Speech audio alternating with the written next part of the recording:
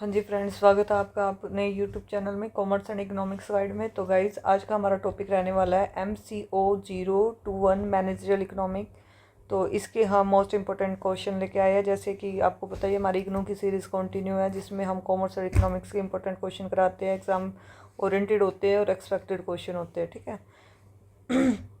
तो भाई हमारा फर्स्ट क्वेश्चन रहने वाला है कि managerial economics serve as a bridge between traditional economic and decision science. Discuss करना है इसको, ठीक है। कैसे करेंगे?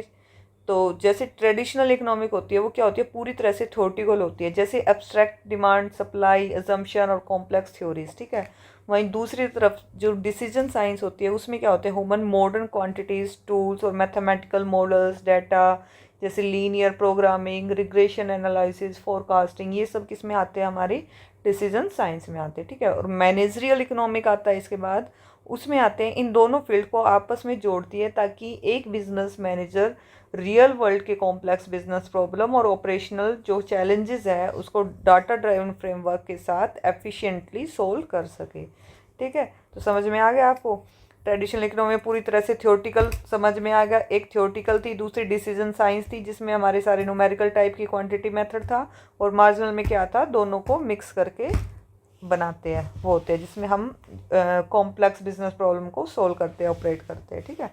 जैसे ट्रेडिशनल इकोनॉमिक है, लॉ ऑफ डिमांड कहता है कि अगर प्राइस बढ़ेगा तो प्रोडक्ट की डिमांड क्या होगी, कम होगी, ऑब्वियस सी बात है। लेकिन डिसीजन साइंस कहता है कि आपको स्टैटिकल रिग्रेशन मॉडल डेट देता है, जिससे आप क्या कहते हैं कि historical consumer sales data calculate कर सके, ठीक है। कि आप भाई एक ग्राफ बनाओ और उसमें कैलकुलेट करके दिखाओ कि कैसे डिमांड बढ़ी और जिसकी वजह से कैसे प्राइस बढ़ा, जिसकी वजह से डिमांड कम हो गई, ठीक है। थर्ड, मैनेजरियल इकोनॉमिक फ्रेमवर्क में क्या कहा जाएगा, जैसे जोमेटो स्विगी है, दोनों को क्या किया, मिक्स करके उनका प्राइस जो प्राइसिंग थी वो कर दिया, इंजन चलता है, ठीक है। जैसे रेन या फेस्टिव पीक आवर्स के दौरान कितना सर चार्जेस, मतलब जितना सरचार्ज वगैरह लगता है वो लगाना है ताकि डिमांड भी बैलेंस रहे और जो डिलीवरी पार्टनर भी मैच हो सके, ठीक है। ये परफेक्ट रियल वर्ल्ड एग्जीक्यूशन है, क्योंकि जो भी फेस्टिवल वगैरह आता है, पता है भाई कोई ना कोई कुछ ना कुछ सॉर्ट करता ही रहता है, तो उस टाइम उनके सरचार्जेस भी बढ़ जाते हैं, ठीक है। इसके बाद आता है हमारा, एक सेकेंड भाई, सेकंड टॉपिक है हमारा कि explain the law of diminishing marginal return and production function of one variable input. जब आप बाकी सारे प्रोडक्शन इनपुट जैसे फैक्ट्री स्पेस है, मशीन है को फिक्स रखते हैं और सिर्फ एक वेरिएबल इनपुट जैसे लेबर वर्कर को कॉन्टिन्यूसली बढ़ाते जाते हैं, तो जो एक ऑप्टिमम लेवल के बाद हर नया वर्कर से मिलने वाला एक्स्ट्रा आउटपुट क्या होता है, मार्जिनल प्रोडक्ट होता है। तो मार्जिनल प्रोडक्ट क्या होता है, घटने लग जाता है उस टाइम पे, ठीक है। इसकी 3 स्टेजेस होती है, इंक्रीजिंग रिटर्न, डिमिनिशिंग रिटर्न, और जहाँ रैशनल मैनेजर ऑपरेट करता है, और थर्ड स्टेज होती है नेगेटिव रिटर्न, ठीक है, जहाँ वर्कर एक दूसरे के काम में रुकावट बनाता है, ठीक है। तो ये डायग्राम अभी समझेंगे, इसका एग्जांपल देख लेते हैं। अभी एक लोकल रेस्टोरेंट किचन में सिर्फ 2 सेटअप स्टॉप फिक्स कैपिटल है, और शुरुआत में फर्स्ट और सेकंड वर्कर के आने से आउटपुट बहुत तेज़ी से बढ़ता है क्योंकि स्पेशलाइजेशन होती है। लेकिन जब फोर्थ एंड फिफ्थ जो वर्कर आता है तो क्या होता है, स्पेस फुल हो जाता है और काम अभी भी बढ़ता है पर धीरे धीरे, क्योंकि वहाँ पे इतना स्पेस नहीं था कि इतने लोग मिलके काम कर सके, ठीक है। जब आप 8th वर्कर का बिना स्टोव बढ़ाए किचन में डाल देते हैं तो सब आपस में क्या है, टकराते रहेंगे और एक दूसरे को देखते रहेंगे, कोई भी काम नहीं करेगा और ऑर्डर डिले हो जाएगा, काम भी पूरा नहीं होगा। इससे क्या हमारी टोटल आउटपुट गिरने लग जाती है, ठीक है। जैसे हमने एक बार 12th में देखा था, 12th में भी हमने पढ़ा था ना ये टॉपिक, तो हम ये वाला डायग्राम बनाते थे 12th में। ये वाला डायग्राम अगर आपको याद है तो आप ये वाला भी बना सकते हो, जिसमें टोटल प्रोडक्ट हमारा ऐसे करके ऐसे गिरता था, जो मार्जिनल है वो या तो ऐसे गिरा सकते हो, मतलब ये यहाँ पे क्या जाती है आपकी नेगेटिव में चली जाती है नीचे ये वाली, ठीक है, और यहाँ पे पॉजिटिव में रहती है। इसके बाद ये थोड़ा सा मैंने सही नहीं बनाया, एक सेकंड को, ये ऐसे। अब ये जो हमारा होता है ये मैक्सिमम सेटिस्फैक्शन का होता है दोनों का, ठीक है। और सेकंड ये जहाँ पे ये गिरने स्टार्ट हो जाता है, तो ऐसे भी बना सकते हो, जिसमें हमारी फर्स्ट इंक्रीजिंग, ये डिमिनिशिंग है, जहाँ से ये गिरना स्टार्ट हो जाता है और फिर नीचे ये नेगेटिव चलने लग जाता है। तो आगे ये डायग्राम समझ प्रोडक्शन फंक्शन का, जिसमें 3 स्टेजेस होती है ऑफ रिटर्न की। इसके बाद आती है हमारी define price elasticity of demand and it's determinates how it is useful for managers. ठीक है, तो प्रोडक्ट के प्राइस में बदलाव परसेंटेज चेंज आने से कंज्यूमर की प्राइस क्वांटिटी कितनी तेज़ी से रिएक्ट करती है, और प्राइस इलास्टिसिटी कहते हैं उसको। ठीक है, कि भाई थोड़ा सा भी प्राइस में चेंज हुआ, उससे डिमांड में कितना ज़्यादा चेंज हो जाता है, तो वो इलास्टिसिटी में आता है। कैसे निकालते हैं प्राइस इलास्टिसिटी हम? Percentage change in quantity demand divided by percentage change in price. ठीक है, तो मेन डिटर्मिनेशन आते हैं इसमें अवेलेबिलिटी ऑफ सब्सिट्यूट्स, मतलब अगर मार्केट में कंप्यूटर के ऑप्शन बहुत है तो क्या डिमांड हाई इलास्टिक होगी। ठीक है, और nature of goods, necessary items जो होते हैं जैसे लाइफ सेविंग मेडिसिन वगैरह है, सॉल्ट वगैरह है, हमेशा इन इलास्टिक होते हैं। ये प्राइस कितना भी बढ़ जाए, लोगों को इनकी ज़रूरत होती है, वो लेते हैं चाहे प्राइस कितना भी बढ़ जाए। ठीक है, इसके बाद आता है मैनेजरियल स्ट्रेटेजी एप्लीकेशंस। केस 1 में कहता है कि इलास्टिक डिमांड, जैसे पेप्सी और कोक, अगर पेप्सी अपना प्राइस सडन बढ़ा देगी तो जो सारे कस्टमर है वो कोक पर शिफ्ट हो जाएंगे। ठीक है, इसलिए क्या है, प्राइसिंग जो मैनेजर को पता है कि यहाँ प्राइस वॉर नहीं करनी है बल्कि वॉल्यूम गेम खेलना है। ठीक है, मतलब भाई वो क्या कर देता है, उसकी जो वॉल्यूम होती है उसको कम या ज़्यादा कर देगा। ठीक है, अभी भी जैसे पीछे एक नई पेप्सी आई थी तो उसका रेट क्या था, 20 रुपये में वो मतलब आपको कितनी 400 ml मिल रही है। अगर आप कोक ले रहे हैं तो वो आपको वो वही कोक आपको 30-35 में मिल रही है। तो ऐसे गेम खेला जाता है एक दूसरे के कंपटीशन में। केस बी में जैसे इन इलास्टिक है टाटा सोल्ट, नमक का पैकेट अगर 25 से 30 का भी हो जाए तो लोग नमक खाना कम नहीं करेंगे। इसे क्या कहते हैं, कॉरपोरेट इनसाइट का यूज़ करके कंपनी सेफ लेवल तक प्राइसिंग बढ़ाकर क्या कर सकती है, मार्जिन्स मेंटेन कर सकती है। ठीक है, इसके बाद आता है हमारा explain price rigidity and the kinked demand curve under oligopoly market structure. तो ओलिगोपोली मार्केट जहाँ कुछ भी जो बड़ी ब्रांड्स है कंट्रोल करती हैं और मतलब इनका कंट्रोल होता है, और मार्केट में क्या होता है, प्राइसेस जल्दी चेंज नहीं होते, जैसे प्राइस रिजिडिटी कहते हैं। ठीक है, इसको क्या कहते हैं, पॉल स्विजी के किंग डिमांड कर्व मॉडल को समझा जाता है। ठीक है, जैसे एक मैनेजर के मन में क्या था, दो डर होते हैं। क्या, अगर उसने प्राइस बढ़ाया तो कोई कंप्यूटर प्राइस नहीं बढ़ाएगा और उसके सारे जो कस्टमर है वो चले जाएंगे, हाई इलास्टिक अपर सेगमेंट बोलते हैं इसको। दूसरा डर होता है कि अगर उसने प्राइस घटाया तो जो सारे कंप्यूटर भी है प्राइस गिरा देंगे और कोई नया कस्टमर नहीं मिलेगा बल्कि सबका प्रॉफिट कम हो जाएगा। इसे क्या कहते हैं, इन इलास्टिक लोअर सेगमेंट। ठीक है, जैसे king demand curve under oligopoly कैसे बनता है, इस साइड प्राइस था हमारा, क्वांटिटी थी। जब प्राइस बढ़ रहा था तो डिमांड हमारी क्या हो रही थी, कम हो रही थी। जब प्राइस कम हो रहा तो डिमांड बढ़ती जा रही थी हमारी। ठीक है, तो ये वाला पॉइंट ऐसा है कि प्राइस कम हुआ और डिमांड भी बढ़ी तो किंग रिजिड प्राइस हो गया हमारा ये। ठीक है, जैसे कि एयरटेल अपना जो स्टैंडर्ड है रिचार्ज प्लान, वो बिना बाकी ब्रांड के कोऑर्डिनेट किए सडनली महंगा नहीं करता। क्यों? क्योंकि उसे डर है कि कस्टमर जियो पर चला जाएगा, और जो इसलिए टेलीकॉम कंपनीज प्राइस को बदले नॉन प्राइस कंपटीशन करती है, जैसे OTT सब्सक्रिप्शन या फिर एक्स्ट्रा डाटा पैक कॉम्प्लीमेंट्री दे देती है। ठीक है, जैसे आजकल जियो वगैरह दे रहे हैं।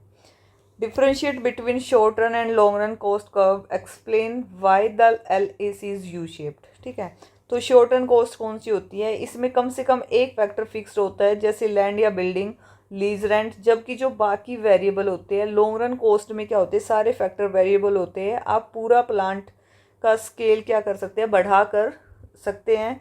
और लॉन्ग रन एवरेज कॉस्ट में कर्व को क्या, एनवलप कर्व कहा जाता है। क्यों? क्योंकि ये बहुत सारे short run average cost curve को बॉटम से कवर करता है। यू शेप्ड का रीज़न है कि शुरुआत में भाई बिजनेस को बड़ा करने पर economic of scale, bulk discount, automation का फ़ायदा मिलता है, जिससे जो कॉस्ट घटती है, पर एक हद से ज़्यादा बड़ा सेटअप करने पर क्या होती है, diseconomic of scale, management failure, poor condition की वजह से जो कॉस्ट फिर से बढ़ने लगती है। ठीक है, तो ये इसलिए यू शेप्ड का होता है।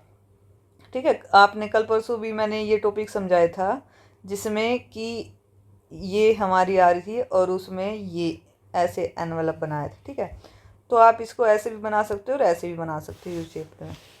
जैसे एग्जांपल लो कि जब हल्दीराम ने सेंट्रलाइज्ड ऑटोमेटिक मशीनरी लगाई तो जो उसकी स्वीट प्रोसेसिंग कॉस्ट थी वो काफ़ी कम हो गई, ठीक है, तो इकोनॉमीज थी वो। लेकिन अगर वो बिना प्रॉपर रीजनल मैनेजर के और देश के हर कोने में हजारों आउटलेट खोल दे तो पुअर सुपरविजन और वेस्टेज की वजह से उनकी एडमिनिस्ट्रेशन कॉस्ट पर यूनिट क्या हो जाएगी, बढ़ जाएगी। तो उसे क्या कहेंगे, डिसइकोनॉमिक्स कहेंगे, ठीक है, क्योंकि इतने बड़े लेवल पे वो संभाल नहीं पाएंगे। तो धीरे धीरे उनको बढ़ाना पड़ेगा जहाँ तक वो कर सकते हैं। Explain the concept of opportunity cost and क्या होता है incremental cost, how do they differ from accounting cost. तो अपॉर्चुनिटी कॉस्ट होती है अवसर लागत, किसी एक बेस्ट अल्टरनेटिव को एक्सेप्ट करने के लिए जो आप अगला सबसे बेहतर ऑप्शन त्यागते हैं, सेक्रीफाइस है करते हैं, उसकी वैल्यू को क्या कहते हैं, अपॉर्चुनिटी कॉस्ट कहते हैं। ये फाइनेंशियल बुक्स में नहीं लिखी जाती, ये क्या होती है, पर प्लानिंग में सबसे इम्पोर्टेंट होती है, ठीक है। और इंक्रीमेंटल कॉस्ट होती है किसी एक स्पेसिफिक नए बिजनेस डिसीजन या पॉलिसी चेंज की वजह से जो एक्स्ट्रा टोटल कॉस्ट ऐड होती है उसे इंक्रीमेंटल कॉस्ट कहते हैं, जो भी एक्स्ट्रा कॉस्ट ऐड हुई है वो, ठीक है। अकाउंटिंग कॉस्ट ये कंपनी के नॉर्मल खाते जैसे लेज़र है में दर्ज होने वाले एक्चुअल फिजिकल एक्सपेंसेस है, जैसे कैश हो गया, कैश पेमेंट, सैलरी होगी, इलेक्ट्रिसिटी बिल होगा, ये सारे अकाउंटिंग कॉस्ट में आते हैं, ठीक है। मान लीजिए आपके पास बहादुरगढ़ में एक अपनी खुद की कमर्शियल दुकान है, शॉप खाली पड़ी है, ठीक है, और आप क्या करेंगे, आप उसमें कोई कैपिटल लगाकर रिटेल गारमेंट बिजनेस शुरू करते हैं। तो अकाउंटिंग कॉस्ट क्या होगी कि कपड़े खरीदने का जो बिल है और पैकेजिंग मटेरियल कॉस्ट है, कैश फ्लो, स्टाफ की सैलरी वगैरह, ये सब किस में आएगा, अकाउंटिंग कॉस्ट में आएगा।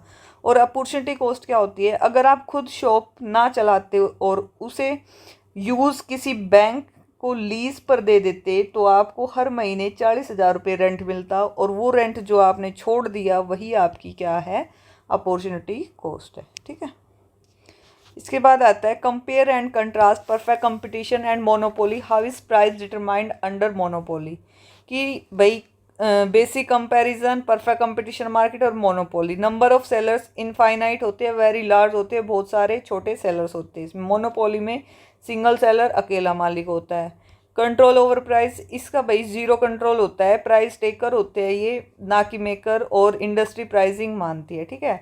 और एब्सोल्यूट कंट्रोल प्राइस मेकर होते हैं, खुद ही प्राइस बनाते हैं। प्रोडक्ट सब्सिट्यूट, भाई परफेक्ट कंपटीशन में होमोजीनियस प्रोडक्ट होते हैं, आइडेंटिकल, बिल्कुल सेम ऑप्शन, इसमें कोई भी क्लोज सब्सिट्यूट नहीं मिलेगा आपको मार्केट में। Monopoly price equilibrium rule, monopolistic अपनी प्रॉफिट वहाँ मैक्सिमाइज करता है जहाँ रिवेन्यू और कॉस्ट इक्वल होता है, और marginal cost curve marginal revenue curve को बॉटम से इंटरसेक्ट करता है, ठीक है, जैसे यहाँ पे इन्होंने कर रखा, ठीक है, ये कर रखा। तो मार्जिनल ये देख लेना, ये वाले एम आर ए आर हमेशा ऐसे बनता है, ए आर हमेशा ऊपर होता है, एम आर नीचे होता है, जैसे ये है, और मार्जिनल कॉस्ट हमेशा इनको काट के ऊपर जाती है, ठीक है। एक साइड प्राइस, एक साइड आउटपुट, जहाँ पे ये एक दूसरे को इंटरसेक्ट करते हैं वहाँ पे दोनों चीज़ें इक्वल होती है, मार्जिनल रिवेन्यू और कॉस्ट इक्विलिब्रियम के पॉइंट होते हैं वो। What is price discrimination, explain first, second and third degree price discrimination with example. जब एक सिंगल कंपनी बिल्कुल आइडेंटिकल सर्विस या प्रोडक्ट के लिए मार्केट के अलग अलग बायर से उनकी प्रोफाइल या सिचुएशन को के हिसाब से अलग अलग प्राइस चार्ज करती है तो उसे क्या कहते हैं, प्राइस डिस्क्रिमिनेशन। की शक्ल देख के टिक्का करना कि जिसको जैसा कस्टमर फंसा उससे वैसे पैसे ले लेना, ठीक है। तो इसके 3 मेन कंपोनेंट्स होते हैं। फर्स्ट डिग्री परफेक्ट डिस्क्रिमिनेशन, इसमें सेलर हर इंडिविजुअल कस्टमर की आखिरी लिमिट मैक्सिमम विलिंगनेस टू पे एक्सट्रैक्ट कर लेता है और किसी को कोई कंज्यूमर सरप्लस नहीं होता, ठीक है। जैसे मतलब भाई वो पता कर लेता है कि आप कितने तक का सामान ले सकते हैं, फिर उसके अकॉर्डिंग वो अपना प्रॉफिट कमाता है। सेकंड डिग्री में इसमें कंज्यूमर से उनकी क्या होती है, परचेज किए गए वॉल्यूम या क्वांटिटी ब्लॉक के बेस पर प्राइसिंग ली जाती है, जैसे बल्क जो कंजम्पशन है, बाइंग प्लान्स वगैरह, ये सेकंड डिग्री में आते हैं। थर्ड डिग्री में आता है मार्केट सेगमेंट, इसमें जो पूरे कस्टमर डाटाबेस को क्या कैटेगरीज जैसे एज, जियोग्राफिकल रीजन, टाइमिंग में डिवाइड करके अलग रेट शीट मतलब अलग से उनकी रेट शीट बनाई जाती है। जैसे फर्स्ट डिग्री एग्जांपल ले तो लोकल ट्रेडिशनल मार्केट जैसे दिल्ली, चांदनी चौक, एक शॉपकीपर परचेजर के स्टेटस और बार्गेनिंग को ध्यान में रखकर एक ही क्लोथ सेट किसी को 4,000 तो किसी को 2,000 में देता है। और second degree example commercial electricity boards या क्लाउड सॉफ्टवेयर स्टोरेज टूल्स। जैसे पहली 100 यूनिट का रेट कम होता है, उसके बाद जो कंजम्पशन बढ़ने पर प्राइसिंग ब्रैकेट चेंज हो जाता है। थर्ड डिग्री में क्या करते हैं कि इंडियन एयरलाइंस या पीवीआर सिनेमा सेम रो और फ्लाइट सीट के लिए सीनियर सिटीजन और कॉलेज स्टूडेंट को क्या करते हैं, यूनिक डिस्काउंट फ्रेमवर्क मिलता है, जबकि बाकी लोगों के लिए नॉर्मल रेट रहता है। ठीक है, तो ये सारी क्या होगी, प्राइस डिस्क्रिमिनेशन, मतलब मूल्य का विभेदन, भेदभाव करना। Explain the concept of income elasticity of demand and cross elasticity of demand. तो भाई जो इनकम इलास्टिसिटी क्या होती है, कंज्यूमर की पर्सनल इनकम बढ़ने पर उसकी क्वांटिटी डिमांड कैसे रिएक्ट करती है। नॉर्मल गुड्स होती है, जब इनकम बढ़ेगी तो इनकी डिमांड भी हमेशा बढ़ेगी, पॉजिटिव इलास्टिसिटी है भाई। इन्फीरियर गुड्स होती है, जब कंज्यूमर की इनकम बढ़ती है तो वो उन चीप आइटम को कंज्यूम करना कम कर देता है, वो होता है नेगेटिव इलास्टिसिटी। वो सेल जैसी चीज़ों पे नहीं जाता, वो अच्छी चीज़ें परचेज करता है, इन्फीरियर गुड्स होती है वो। क्रॉस इलास्टिसिटी, किसी एक प्रोडक्ट जो एक्स के मार्केट प्राइस में बदलाव आने पर दूसरे प्रोडक्ट वाई की जो कंज्यूमर डिमांड पर क्या रेसिप्रोकल इम्पैक्ट पड़ता है। जैसे फर्स्ट सब्स्टिट्यूट का अल्टरनेटिव, मतलब क्रॉस इलास्टिसिटी हमेशा पॉजिटिव होती है। जैसे टी का प्राइस बढ़ने पर क्या किया, कॉफ़ी की डिमांड ऑटोमेटिक बढ़ जाती है। कॉम्प्लीमेंट्री में आती है जॉइंट्स गुड, जैसे भाई मतलब पेट्रोल का प्राइस बढ़ने पर लोग कार को कम खरीदते हैं, इस टाइप से। ठीक है, तो जब कॉरपोरेट सेक्टर में एम्प्लॉयज़ की प्रमोशन या सैलरी बढ़ती है तो वो public local bus transit inferior को अवॉइड करके पर्सनल बाइक या प्रीमियम ऐप लाइक उबर ओला सर्विस की तरफ मूव करता है, जिससे ट्रैवल डाटा पैरामीटर बदलते हैं। भाई जिसकी सैलरी ज़्यादा होगी, जिसके पास ज़्यादा इनकम होगी, तो वो क्यों बसों में धक्के खाएगा पब्लिक उसमें, वो अच्छे से उबर ओला या फिर अपनी पर्सनल कार वगैरह से इनसे जाएगा ना। तो what is a business inflation, discuss its type, demand pull and cost push and its impact of marginal decision. भाई इसके क्या इम्पैक्ट होते हैं। इकोनॉमी में रेगुलर गुड्स और जो फंडामेंटल रोड सर्विसेज के एवरेज प्राइसिंग इंडेक्स का लगातार बढ़ते जाना इन्फ्लेशन कहलाता है, महंगाई कहलाता है। इकोनॉमिक ऑपरेशन में इसके दो बेसिक रीजंस है। क्या, डिमांड पुल इन्फ्लेशन, जब मार्केट में लोगों के पास डिस्पोजल इनकम लिक्विडिटी ज़्यादा होती है पर सप्लाई शॉर्ट होती है, तो it is a famously described as a too much money chasing too few goods. ठीक है। कॉस्ट पुश इन्फ्लेशन, इसमें जब back end raw item, factory wages या फ्यूल लॉजिस्टिक्स रेट्स बढ़ने की वजह से बेसिक प्रोडक्शन मैन्युफैक्चरिंग कॉस्ट बढ़ जाती है और कंपनी को अपना जो फाइनल प्राइस बढ़ाना पड़ता है, तो उसे कहते हैं कॉस्ट पुश इन्फ्लेशन। मतलब graph demand pull versus cost push shift mechanism. ठीक है, तो ये इनके भाई ये डायग्राम है। इसमें क्या हो रहा है, हमारा डिमांड पुल शिफ्ट हो रहा है राइट साइड। ठीक है, ये जा रहा है राइट साइड, और इसमें क्या पुश हो रहा है, किसकी साइड, लेफ्ट साइड, ये इधर आ रहे हैं। ठीक है, जैसे भाई इसमें अगर इसका एग्जांपल ले तो हम क्रूड ऑयल, मतलब जो कच्चा तेल है के रेट्स ग्लोबल मैट्रिक्स पर जब बढ़ते हैं तो इंडिया में जो ट्रांसपोर्ट डीजल एक्सपेंसिव हो जाता है, और इस कॉस्ट को स्पाइक की वजह से एफएमसीजी कंपनीज जैसे ब्रिटानिया, हल्दीराम को अपने पैकेजिंग स्टैंडर्ड प्राइसिंग या नेट वेट जो होती है वो ग्रामेज को मॉडिफाई करता है और करना पड़ता है, ताकि प्रॉफिट लेवल को क्या कर सके, ब्रेक डाउन ना हो सके। ठीक है, तो ये आज की वीडियो थी, ये आज का टॉपिक था। अगर आपको पसंद आया तो चैनल को लाइक शेयर सब्सक्राइब जरूर करना, ज़रूर सपोर्ट करना। अगर भैया आपको मेरी मेहनत पसंद आती है, आपको लगता है कि हाँ ये आपके लिए यूज़फुल और एग्ज़ाम के लिए, तो प्लीज़ चैनल को सपोर्ट करना। ठीक है, thank you so much. Like share and subscribe my video, और all the very very best for your exam. शांत माइंड से एग्ज़ाम दे के आना। Thank you so much.